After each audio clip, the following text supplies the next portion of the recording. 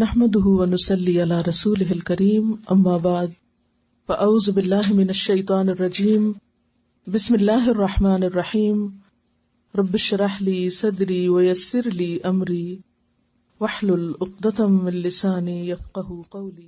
اس لیے کہ مسلمانوں کی دلچسپیاں دنیا میں زیادہ ہو گئی. فرمایا کہ یہ تو مسلمانوں کے کرنے کے کام نہیں تھے. زینا للذین کفروا الحیات الدنیا، دنیا کی زندگی تو کافروں کے لیے خوبصورت بنائی گئی تھی، اور ان کا کام کیا ہے؟ وہ اپنی دنیا میں ترقی کر کے اہل ایمان کو بے وقوف سمجھتے ہیں. وَيَسْخَرُونَ مِنَ الَّذِينَ آمَنُوا، حقیقی ایمان والوں کا مذاق اڑاتے ہیں. وَالَّذِينَ اتَّقَوْا فَوْقَهُمْ يَوْمَ الْقِيَامَةِ، اور وہ لوگ جنہوں نے تقوی اختیار کیا قیامت کے دن وہ ان سے اوپر ہوں گے. یعنی ایک مسلمان خواہ دنیاوی اعتبار سے مادی اعتبار سے کمزوری کیوں نہ ہو، لیکن اگر ایمان میں بڑا ہوا ہے، جیسے حضرت صہیب ہے، سارا مال ایک طرف رہ گیا. حضرت بلال ہے، کوئی مال نہیں، کوئی خاندان نہیں، کچھ نہیں. حضرت سلمان فارسی ہیں. ان لوگوں کے لیے کہا جا رہا ہے کہ اگر ان کو ناراض کیا تو رب کو ناراض کیا. تو اسلام میں اصل قدر و قیمت انسان کی کس بنیاد پر ہے؟ اس کے تقوی کی بنیاد پر، اس کے ایمان کی بنیاد پر. فرمایا کہ آج اگر کوئی ایمان والوں کا مذاق اڑا رہا ہے کہ ان کے پاس کھانے کو نہیں، پہننے کو نہیں، لباس نہیں، ان کی دنیاوی شان و شوکت نہیں، تو قیامت کے دن کیا ہوگا؟ یہ لوگ اپنے تقوی کی وجہ سے ان اکرمکم عند اللہ اتقاکم بہت بلند مقام پر ہوں گے. اور دنیا کے رزق کا جہاں تک تعلق ہے، واللہ یرزق من یشاء بغیر حساب، اللہ جس کو چاہتا ہے بے حساب رزق دیتا ہے. گویا دوسرے لفظوں میں کسی انسان کے پاس رزق کا زیادہ ہونا اس بات کی دلیل نہیں کہ وہ اللہ کا بہت عزیز اور پیارا ہے. کوئی شخص مکمل طور پر بھی کنگال ہو کر مادی اعتبار اور مادی معنوں میں، مکمل طور پر فقیر ہو کر بھی کہ پورے کا پورا مال وہ لٹا بیٹھے اللہ کے راستے میں یا اللہ کی خاطر، وہ اللہ کے نزدیک بہت ہی عزیز اور محبوب ہو سکتا ہے. حدیث میں آتا ہے جو شخص کسی مومن مرد یا عورت کو اس کے فقر و فاقہ کی وجہ سے حقیر سمجھتا ہے، یعنی اس کے پاس کھانے کو نہیں یا پہننے کو نہیں، یا اس کا لباس اچھا نہیں، یا گھر اچھا نہیں، تو اس وجہ سے وہ اس کو حقیر سمجھتا ہے، اللہ تعالیٰ قیامت کے روز اسے اولین و آخرین کے مجمع میں ذلیل و رسوا کریں گے. یعنی اگر ایک شخص کے پاس ایمان ہے، دین ہے، اخلاق ہے، لیکن مال نہیں، اور دوسرا شخص صرف اس بنا پر اس کی قدر نہیں کرتا کہ اس کے پاس مال نہیں، تو قیامت کے دن ایسا شخص ذلیل و رسوا ہوگا. اصل میں مسلمان جو تھے وہ اس دور میں معاشی اعتبار سے بہت ہی کمزور تھے.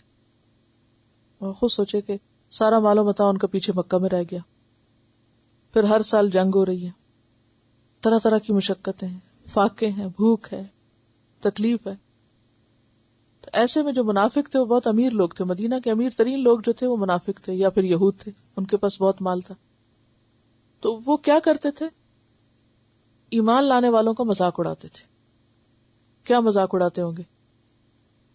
آپ کو سمجھ میں آ گیا کہ مدینہ کی سچویشن کیا تھی، اہل ایمان کی مادی حالت کیا تھی، اور اس کے برعکس یہود کی اور منافقین کی کیا تھی. منافقین جنگ میں کیوں نہیں جاتے تھے؟ کہتے تھے نہ بیوتنا عورہ، ہمارے گھروں کا خیال کون کرے گا، ہماری فصلوں کا خیال کون کرے گا، ہمارا بزنس کون دیکھے گا. اور اہل ایمان کو ایک کال آتی تھی سب چھوڑ کے بھاگ نکلتے تھے. تو نتیجہ میں کیا تھا کہ ظاہر ہے کہ دنیا میں کمزور تھے، دنیاوی اعتبار سے کچھ زیادہ نہیں تھا ان کے پاس. آپ کو پچھلے دنوں میں نے وہ واقعہ سنایا تھا جس میں حضرت ابو ایوب انصاری نے یہ کہا تھا کہ ہم کچھ انصار نے مل کے یہ فیصلہ کیا کہ اب بہت دن ہو گئے ہیں، بہت قربانی ہو گئی، ہمارے مال متاع، بزنس، کاروبار سب ٹھپ پڑے ہیں، تو کیوں نہ اب اللہ نے اسلام کو عزت غلبہ دے دیا، بہت لوگ ہو گئے ہیں مسلمان، ہم ذرا اب اپنے گھر بار ٹھیک کریں.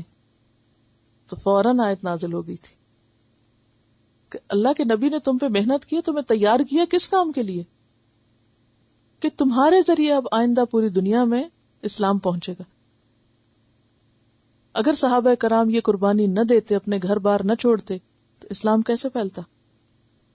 اگر وہ کہتے ٹھیک ہے اللہ کے رسول نے اسلام کا نام بلند کیا، بہت اسلام پھیل گیا اور اب وہ بھی دنیا سے چلے گئے، چلو اب ہم اپنے کاروبار واپس سنبھالتے ہیں. اسلام پھیلنا تھا پھیل گیا، اسٹیبلش ہو گیا، قرآن اتر گیا، بس کافی ہے. نہیں، تمہیں تو چنا گیا تھا اس لیے کہ اب تمہارے ذریعے آگے پیغمبر چلے گئے، اب تمہارے ذریعے آگے جائے گا. اور پھر صحابہ کے بعد تابعین، تابعین کے بعد تبع تابعین، اور وہ آئندہ نسلیں آتی رہیں، آج تک اسلام کے پیغام کو عام کرتی رہیں. تو ہر دور میں ایسے لوگوں کی ضرورت ہوتی ہے کہ جو سیلف لیسلی ہر قربانی کر کے اللہ کے اس پیغام کو لوگوں تک پہنچائیں. اور اگر یہ سلسلہ جاری نہ رہے اور نہ رہتا تو ہم بھی شاید مسلمان نہ ہوتے. ہم بھی کسی کی قربانیوں کی وجہ سے آج اس دین میں ہیں، اور آج ہم قربانیاں کریں گے تو دنیا کے 80% آبادی کو اسلام کا نور ملے گا، اسلام کی روشنی ملے گی.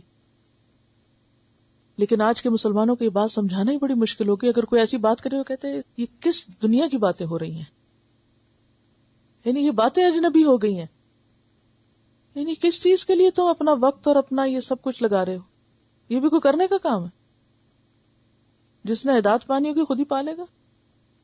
یہ کوئی ہماری ذمہ داری کہ سب مسلمان ہو؟ تمہیں کس کی ہے؟ اس کا نام بتا دیجئے جس کی. اگر ہر مسلمان یہی سوچتا ہے کہ میری نہیں ہے، پھر وہ کس کی ہے؟ اور پھر آپ دیکھیے کہ اللہ تعالیٰ فرمائے اللہ رزق دیتا ہے جس کو چاہتا ہے بے حساب. اور آپ کو معلوم ہے کہ یہی غریب مسلمان مہاجرین انصار چند سالوں کے بعد ان کے پاس اتنی دولت آئی تھی کہ مدینہ کا حال کیا ہو گیا تھا معلوم ہے آپ؟ سب دینے والے تھے، لینے والا کوئی نہیں رہا تھا. یعنی تم سمجھتے ہو کہ اسلام کے لیے قربانیاں کرنے والے ہمیشہ بدحال ہی رہیں گے؟ نہیں، ان کے دن پھر جائیں گے، دنیا میں بھی پھر جائیں گے. بحمدک نشہد ان لا الہ الا انت نستغفرک ونتوب الیک.